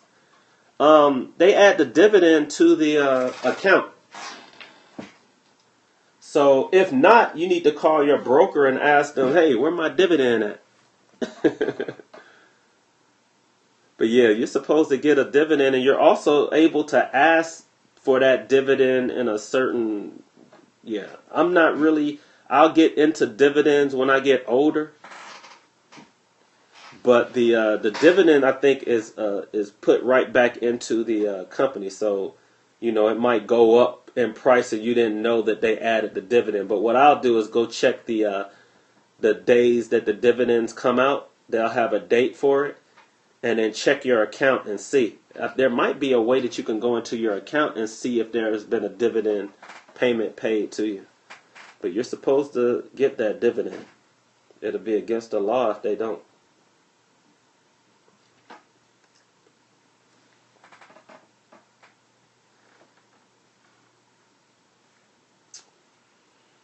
Share Builder. You know what? A lot of people have talked about Share Builder. Do you like it? I've never gone on their platform. How much are the fees, like if you buy a stock on Share Builder? I know it's like $7 on Scottrade. That's what I use for stock. Oh, it's 6 or 7? So Share Builder, is their platform, is it user friendly?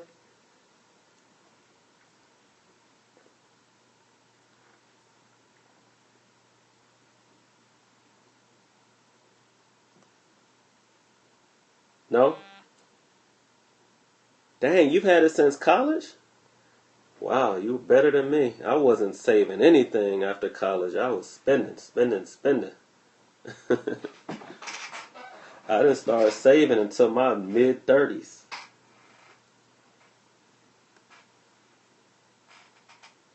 Showing my age right now. Okay, so Share Builders. I need to start telling people to... Man, if you got Disney back when you were in school, it's probably gone up huge. Do I trade foreign exchange currency? No, I do not. I traded it. It's a little bit more advanced than futures because you're buying lots, and sometimes the lots are different prices during the day. So I always tell people, if you want to get into day trading, foreign exchange currency is probably the best place to learn. because you can open up an account with as little as $250, $300, and you get a lot of leverage, and you can see how it works in the market. Like most people, they'll lose that 300 in like 2 weeks, and then they're like, okay, this is real. Or they might double or triple the account in a couple of days. But it's a great place to practice with a small amount of money, because my dumbass started trading in the stock market with just a little bit of knowledge, and I started out with a $50,000 account. And 3 months later, it was gone. And then I re-upped it again with another 50K, thinking, oh, I'm not going to make the same mistake. Lost that money, re-upped it again, and then decided, okay, I need to learn the correct way of doing this. And, yeah, I mean, I have major stories about major losses that I took trading in the market. And I had think about it, there's nobody younger than me, or there's nobody older than me that knew anything about, ain't nobody gonna come out and tell you that they lose. But listen, you're gonna lose when you get into the stock market the very first year or two. And it's not just because you're not educated, it's just because you have to, first of all, any business, the average amount of time that it takes for any business that you create, no matter what it is, the average time that it takes for a business to be profitable is 7 years. It takes 7 years. You know why it takes 7 years? Because you need to put about 10,000 hours into whatever you're doing before you become advanced at it, or a master at your craft. It takes 10,000 hours of anything before you become a master. So you're not going to come into the stock market and I mean, you might profit here or there. It's just like the casino. You can go to the casino, play blackjack your first 3 or 4 times and make a whole bunch of money. But I promise you, if you go to play blackjack every single day for that year, you're going to walk away with no money, because you got to learn a particular strategy. You got to keep it consistent. And that's how people lose in the stock market. They don't keep it consistent. You got to stay as consistent as possible, because you have to learn how to lose. And if you don't learn how to lose, you're not going to do well, because you get attached to something, and then as it goes down, this is the mindset. Okay, I get into a stock. It goes up.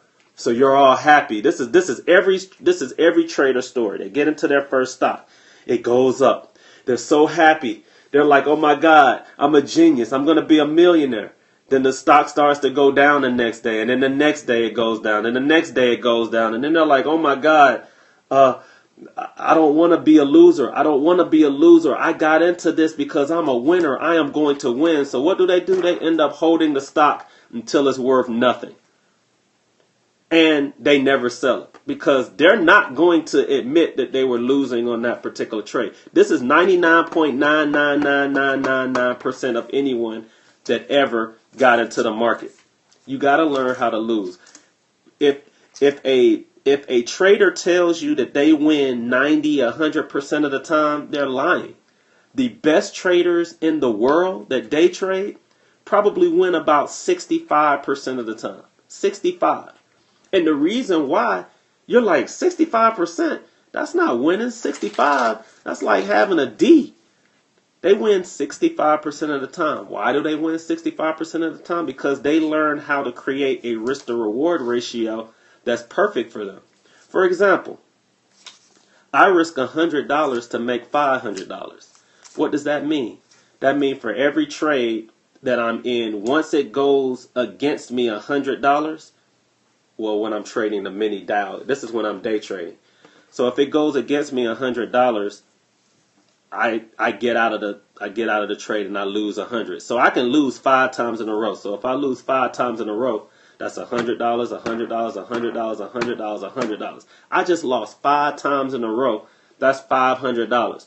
But every time I win $500. So I lost, and then I won. So all I have to do is take one of these losses and make it a win, and I can lose 3 times and win twice, and I'm profiting, and that's not even 50%. You see what I'm saying? I didn't even win 50% of the time, but I'm profitable because I lost 100, lost 100, lost 100. So that means I was down 300. Then the next trade I took, I made 500. So 500 minus 300 is $200 profit. And in my fifth trade, I make 500. So now I'm up $700, but I won less than 50% of the time. And that's how you want to handle life. That's how you want to handle any business that you're in. Your risk, you want to keep it low, and you want your profits to at least double what your risk is. And that's the one thing that we do not do when we create our businesses. That's just something because we're all like, F that, I'm going to win. F that, I'm going to win. F that, I'm going to win. And if I had taken that approach when I had done real estate, I would have been a lot more successful because you just win. You just say, I'm buying a house and I'm winning. You never think one of the houses I buy might lose money. One of the houses I buy might win money. You never think to yourself that I'm going to lose on a house that I'm renovating. That's just not even a thought in your head. But that's what ends up happening. And then you commit so much capital to it and time and effort and mental anguish that you end up losing because you didn't just accept, I'm going to lose, let me go on to the next one because the next one might be better. Or you say to yourself, I'm going to buy 5 houses. 3 of the houses are not going to make money. The one of the houses is going to make enough to cover all the losses that I have on the other houses.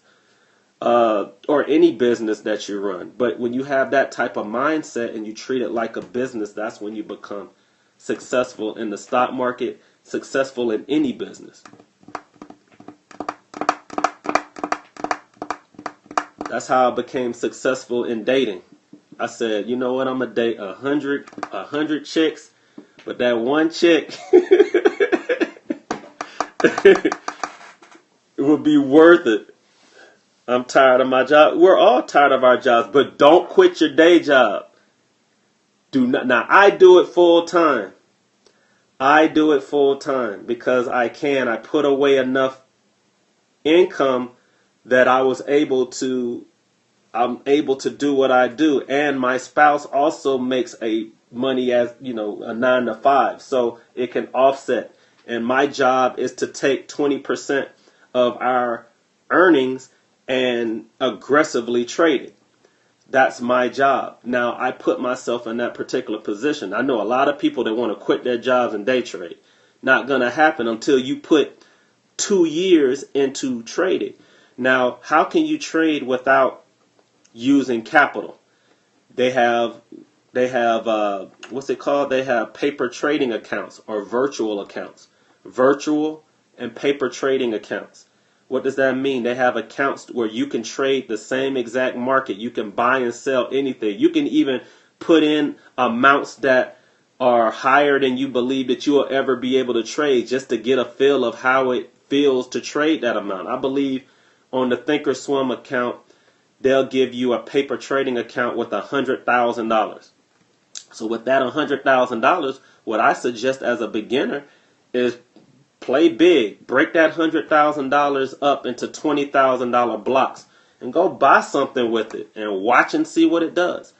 On Forex.com, if you want to get into foreign exchange currency, they have a paper trading account because I used it before I started trading Forex. My very first 3 or 4 Forex trades, I think I turned 100% within the first month.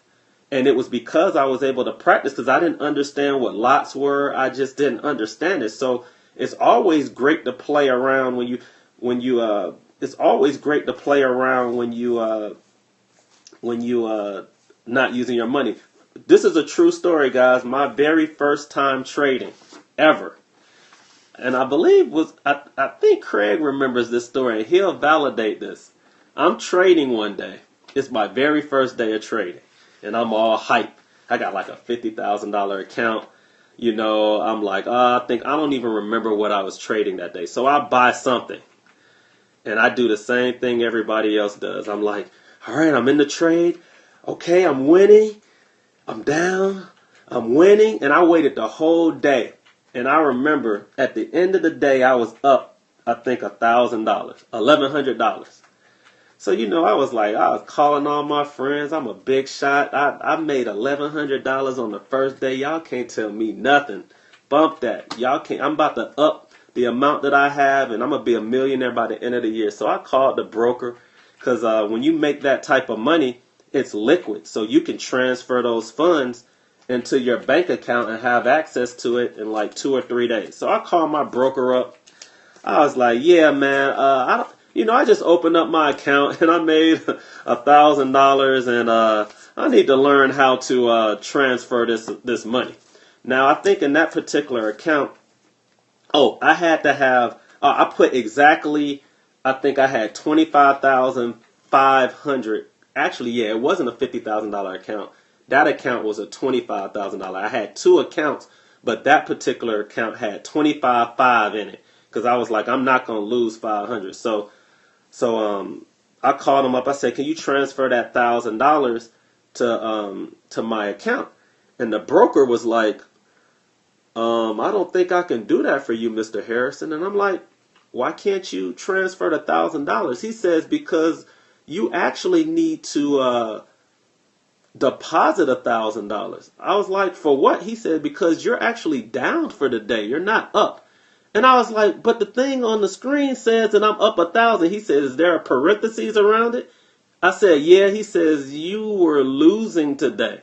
So that was my very first story about trading. My very first trade I ever took, I was down 1,000, and I had to add another $1,000 to the account because I couldn't even trade the very next day.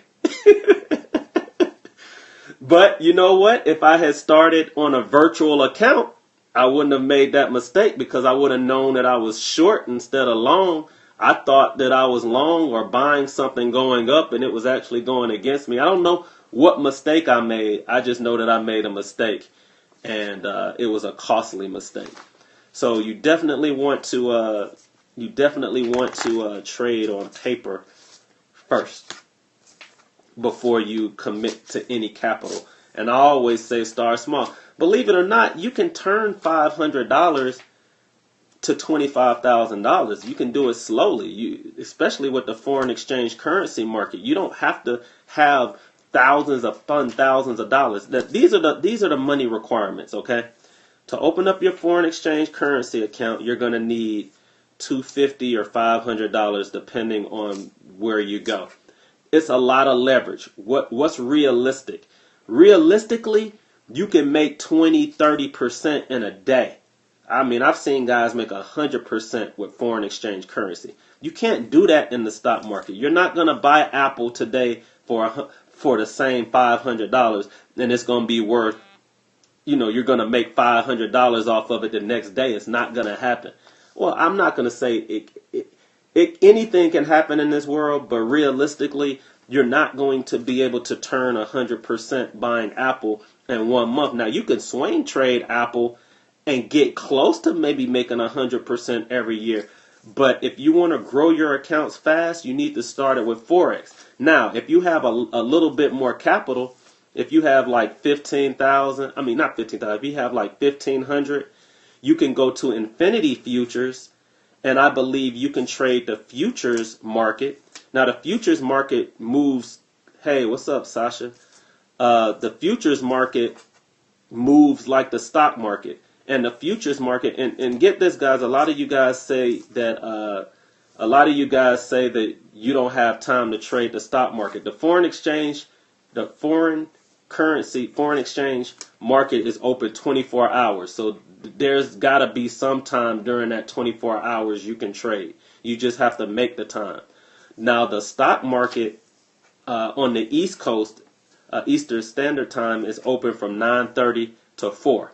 That's 9:30 to 4 if you want to trade and buy stock. All right, so let's go back to the accounts. You need $250 to $500 for a foreign exchange currency account. And you can grow that account. That account can make you a millionaire if you trade it right. You can open up, if you want to just get into buying stocks and just get your feet wet and you just want to buy and sell a couple of stocks here and there, you can still have about $100 or $200. You can go open up a Scottrade account or E-Trade or a Fidelity account, and if you go to, and I haven't even pumped this, if you go to whatwouldjoeldo.com, which is my website, there's a couple of videos that teach you a couple of things about the market. But again, you don't need that much capital to get into buying stock. You don't need a Series 7 license. All you need is money. As long as you have capital, you can buy any and everything that's on the stock exchange if you have the amount of money to purchase it, if you have enough money to purchase the shares. If you want to day trade stock, meaning buying and selling stock all day long, you have to have $25,000.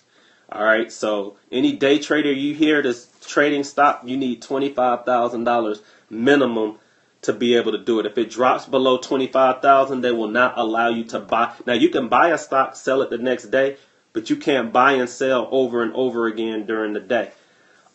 If you want to grow your accounts and you have a little bit of money, let's say you inherited $5,000 or $6,000, you can also trade the futures market on the Thinkorswim platform, and that's what I do during the day. And they're called contracts. Contracts are like shares. So in the stock world, a share of Apple is $100 because, well, right now Apple is around $93. What does that mean? That means I need to have $93 minimum in my account to buy one share of Apple. If I own one share of Apple that's $93, if Apple goes to $95 the next day, I made $2 because I committed $93 to own the share. And if the share goes up $2, then now my investment made $2 the next day. But you can do that on any and everybody can have a brokerage account. My kids own a brokerage account, and they own about 20 or 30 stocks. A lot of these big names that I named earlier, and they watch their own stocks and tell me, we go through support and resistance and figure out what you want to purchase. And a lot of the stocks are stocks that they're familiar with, like Disney and Nike and this, that, and the other. But you can also day trade futures account. Futures are called contracts. So we talked about shares with stocks, and futures is called a contract. So a contract is synonymous with a share.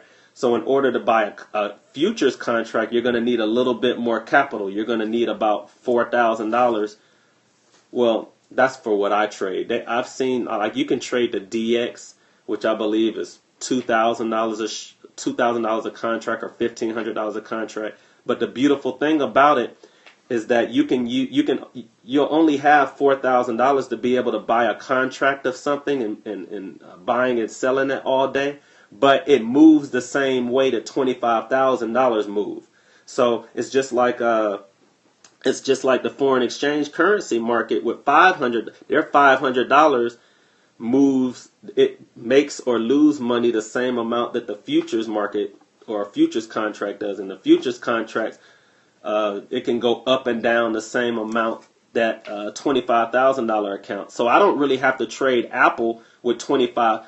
To make it easier for you to understand, I can take $25K and trade Apple all day, and I can make $1,000 with that $25K. But instead of using $25K, I use $4,000, which is less. I committed less capital, and I can still make $1,000 a day. But I'm only using $4,000 now, and I'm trading the futures market, and I can trade all day. And the futures market is also open 24 hours a day. What is the futures market? All right, so foreign exchange currency is just currency exchanges. Anytime you go out the country, they might say, all right, you want to convert your dollar over to the yen. This is how much it's going to cost. And the difference in how much they cost, the difference in how much they're worth every day is how you make money. I don't know exactly how it operates, but you buy long or go short certain pairs. And you probably want to get educated a little bit when you do foreign exchange currency. The futures market is like commodities. Like you might want to trade. You hear people all the time say they're trading oil or they're trading gold or they're trading silver. You're actually buying and selling oil. So when I say, hey, I'm buying and selling oil, I literally am buying and selling oil. How much money you spend for one day? Forex is complicated. Yeah, Forex Forex can get a little complicated, and you definitely want to get educated before you get into the foreign exchange currency market. But once you get it, it's easy to follow. And all of these instruments that you use to trade, once you learn the basics, you can trade all of them.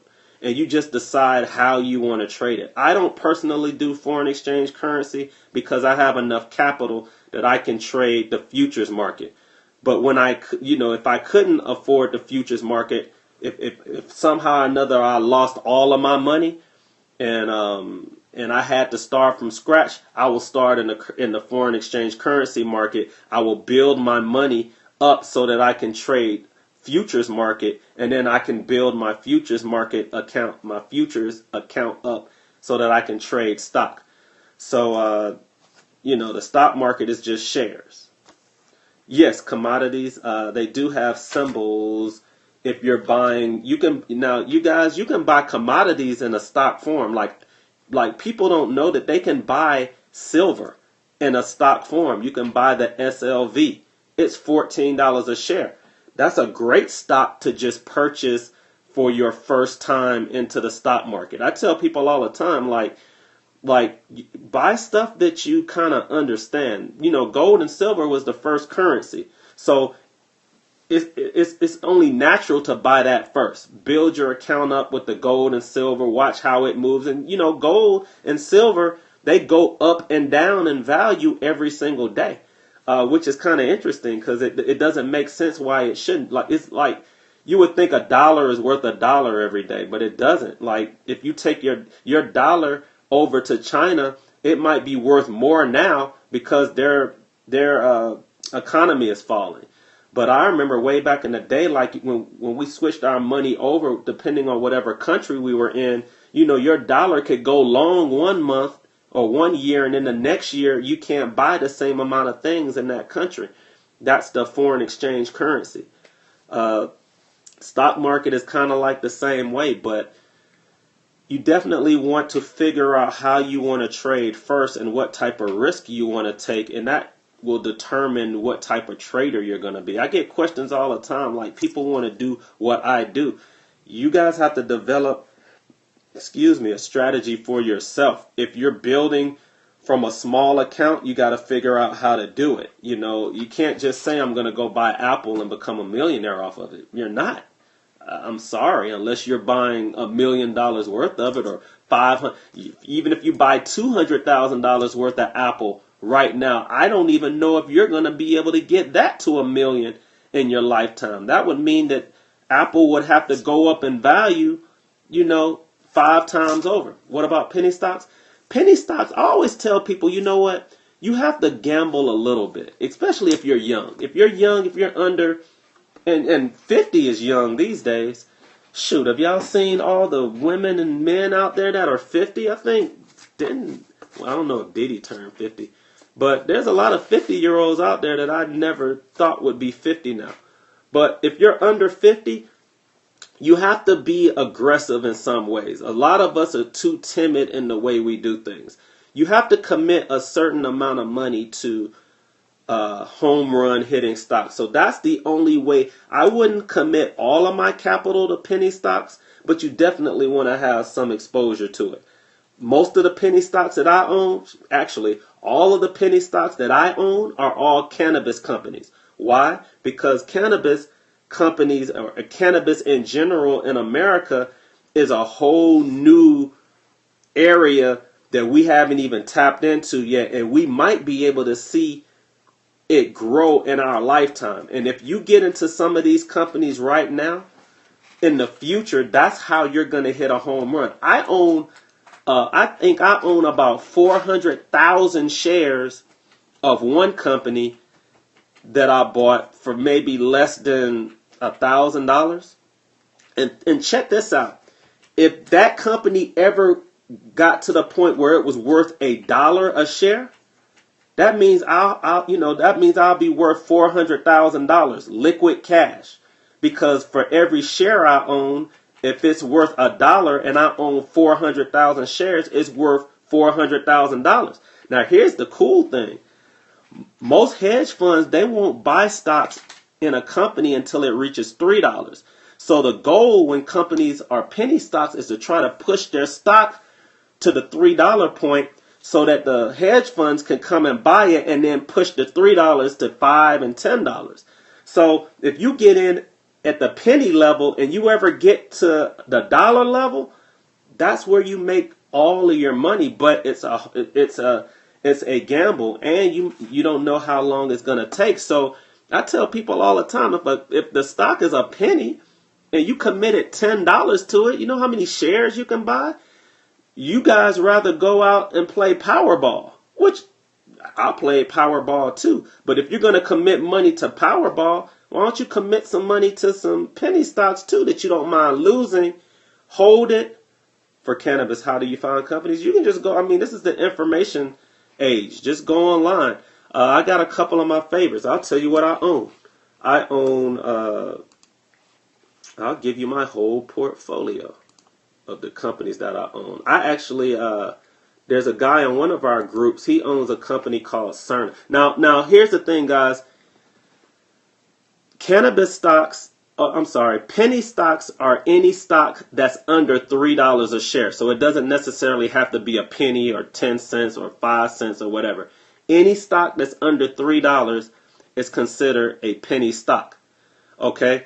And if it's a penny stock, it's not regulated like all the other stocks that are on the New York Stock Exchange. What does that mean? That means there's a lot of greed, there's a lot of corruption, there's a lot of inflated prices, there's a lot of stuff going on with the paperwork to make the company look like it's worth a certain amount of money. It's all types of craziness happening. And that's why it's a penny stock. But every now and then there's a reputable company amongst that group that gets their shit together, and a larger company comes in and they buy them. That's why the cannabis companies are pretty cool, because if they ever got to the point where, and this is the reason why cannabis stocks are not going up, no bank is willing to lend, even though it's legal in Chicago and all these other states. The reason why the stocks are not going up is because banks will not lend to these particular companies. So, most businesses, they'll use payroll to pay their employees. That's just how businesses operate. They operate on a credit line system so that every week their employees can make a certain amount of money. Or even the money that the company is making, they can at least have somewhere that they can hold the money. Because we live, it's 2016. Nobody keeps their money in a vault in the building. But that's what's happening with these cannabis companies. They can't put their money in the banks, and they can't get credit lines. So if they ever get to the point where the banks decide that they're going to lend to these companies and that these cannabis companies are legit, the cannabis companies are going to go through the roof. And when I mean through the roof, I mean big time. So if you own a couple of companies and you own $100,000, $200,000 a share, and you ever hear news that comes out that says, hey, the banks have finally decided to lend to these particular companies, that industry alone, everybody's going to run to it. And what's going to end up happening is it's going to become a, what's it called when things blow up at the top, but it's going to be a bubble. And you want to be in front of that bubble, and that's what I'm banking on now. But I'm using a little bit of my capital, not even 1%. I'm using like 0.5% of my capital, and every now and then I'll buy some. But I did tell you I was going to give you some of my companies, so word is born. Hold on, let me pull up my account. Jesus. All my stock I buy through Scottrade. That's where I hold all of my stock. Now, when I day trade, I use Thinkorswim. And the reason why I do that is I don't want any of my stocks to be a part of my capital in my day trading account, because it'll throw me off in how many shares I want to, or how many options, or not options, how many contracts I want to buy. So I keep it separated just for me mentally. So right now I own, man, these companies are like nothing now. I own Cerna, which is SRNA. My favorite, now there's actually two companies that hedge funds already buy. Now these stocks are high. I'm not saying you're going to get rich off of it, but if you want to buy a company that's reputable and you don't have to worry about it going bankrupt, I own a company called GW Pharmaceuticals. That's GWPH. I also own a company called INSYS, which is INSY. Now those stocks are higher. They're like $100 a share. INSYS is like $154 a share.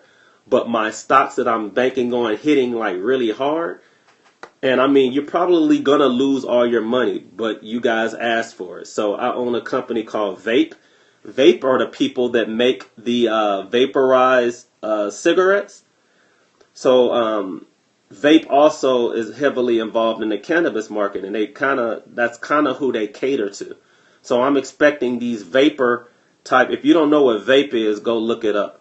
But from my understanding, the vape stock is not doing well because they're manipulating stuff. But I like the core of the company, because the vapor. I don't know how long the patent is gonna last, but to be able to smoke without any smoke coming out, that's the beauty of the vapor. You're able to smoke something that doesn't give off any type of carcinogens or smoke or whatever. So you can be in public places and smoke this thing and nobody will smell it. And with it being cannabis and being strong, is actually great. But I also have a company called Cerna, which is SRNA.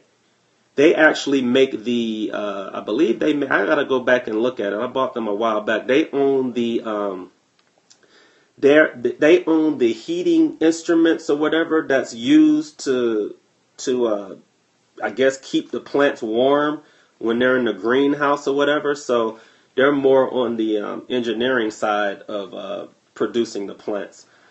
I own my very first one I ever bought was a company called Medbox, MDBX. Medbox is like a dispenser, so you'll be able to go and purchase the cannabis at some of these stores in a dispenser, like like the cigarette dispenser. People can go buy cigarettes when you're in the club. Supposedly, they're the ones that are going to be able to dispense the cannabis. So Medbox was one. I bought an ETF, which was MJNA, which is, I guess, is the marijuana ETF. I have another. Those are some of my favorites. I don't really want to give y'all all of them because some of them are just, they're gonna die. I have MDCN. I own a lot of shares in that company, but I don't even think they're offering shares anymore. So I'm hoping they don't go bankrupt. But I didn't spend no more than $50 on that company. You have ERBB. I have C. What is that? And that's pretty much it. So that's what the cannabis stocks. So you guys had some great questions. It's 12:15. I'm gonna go ahead and sign on out. I've answered a lot of questions for 2 hours and 15 minutes. Every now and then, if I'm bored, I'll cut the tube on. You guys can ask me anything y'all want. I'll try to give you as honest an answer as possible. And I'm out. Peace.